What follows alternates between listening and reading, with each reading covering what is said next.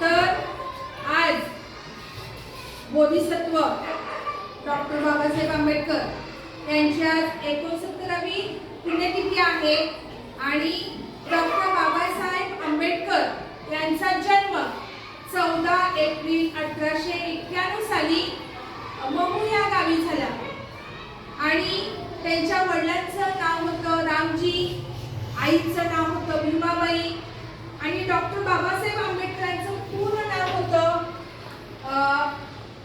भीमराव रामजी आंबेडकर.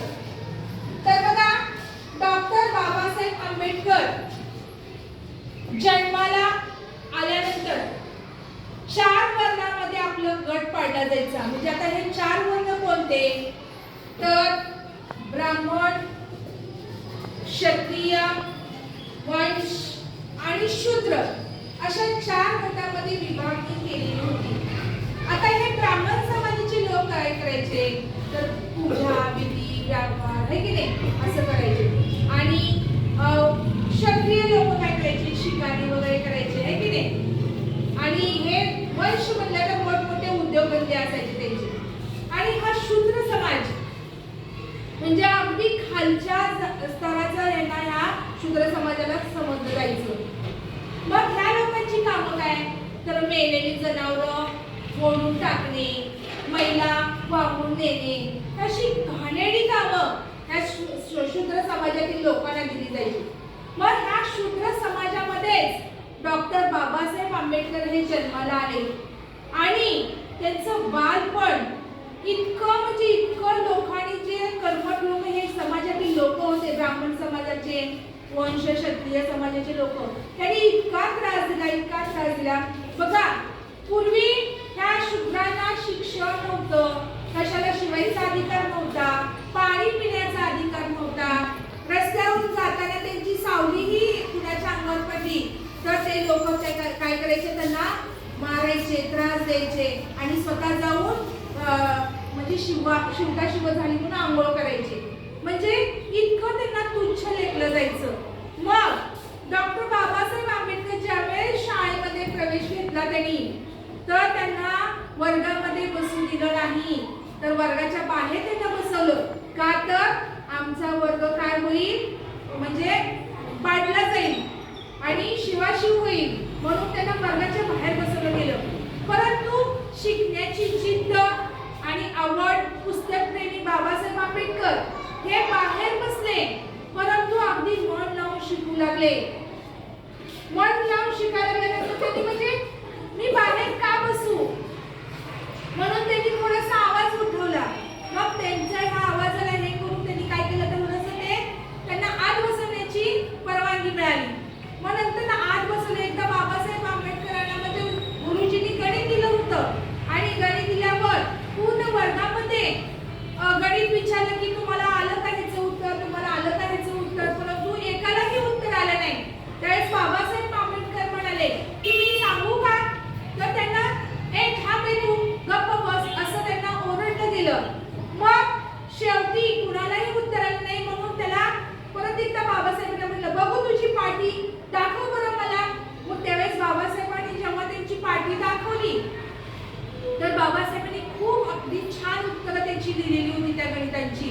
मग त्याला म्हटले जा जागेवर बस तू. मग दुसरं गणित एक दिलं. मग दुसरं गणित फळ्यावर लिहिलेलं होतं आणि फळ्यावर लिहिल्यानंतर सगळ्यांना विचारलं की तुम्हाला याचं उत्तर येतं का? तर नाही.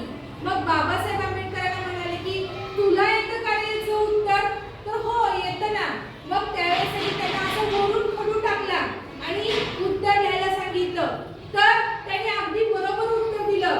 त्यावेळेस काय सांगितलं की आता आमचं फळा पण म्हणजे पाडला गेला आणि आमच्या फळ्याच्या समोरची जागा पण पाडली गेली आणि आता आम्ही इथे दुसरीचे विद्यार्थी होते ना मोठ्या वरच्या समाजातले, तर ते लोक म्हणाले आम्ही नाही शिकणार कारण हा फळा अस्पृश्य झाला आणि याला आम्ही आता शिवणार नाही, आम्ही आता शिकणार नाही म्हणून त्यांनी तिथं शिकण्यास नकार दिला. परंतु गुरुजींनी त्यांना समजावून सांगितलं आणि तिथल्या शिपायाला बोलून तो फळा स्वच्छ करायला सांगितला.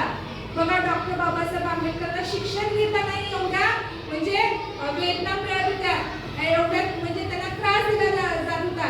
तर डॉक्टर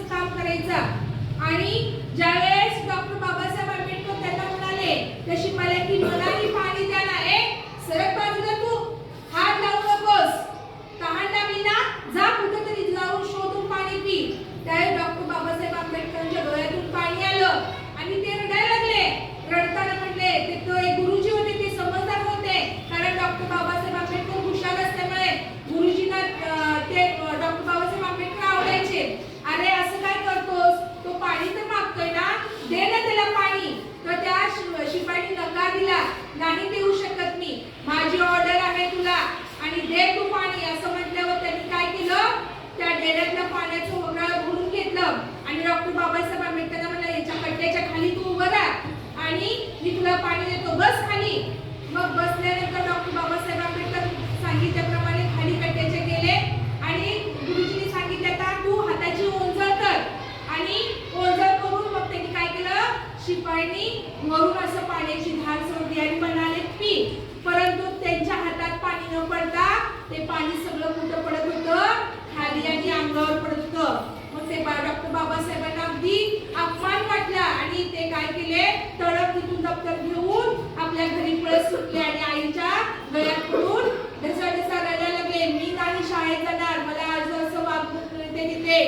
तर त्याच्या आईने त्याला समजावून सांगितलं, तू जर ह्याच्या विरोधात तू अन्याय जर तू सहन केलास तर तू असाच राहशील. तर ह्याच्या विरोधात तू जा आणि तू स्वतःसाठी लढ आणि शिक, असं त्यांनी त्यांच्या आईने सांगितलं. तर त्याच्या डोक्यात प्रकाश पडला आणि त्यांनी काय केलं, शिकण्याची जिद्द पकडली आणि ते तसंच वर्गात गेले. परत नंतर आणि त्यांनी शिक्षण घेतलं. असं परत त्यांनी 10वी झाले, बॅरिस्टर झाले, मोठ्या पदव्या मिळाल्या. अस्पृश्य लोकांना समाजात म्हणजे वावरण्याचा अधिकार होता, पाणी पिण्याचा अधिकार होता, तर 14 तळे खुले केले. मंदिरात जाण्याचा प्रवेश नव्हता तर काळाराम मंदिरात त्यांनी प्रवेश मिळवून दिला.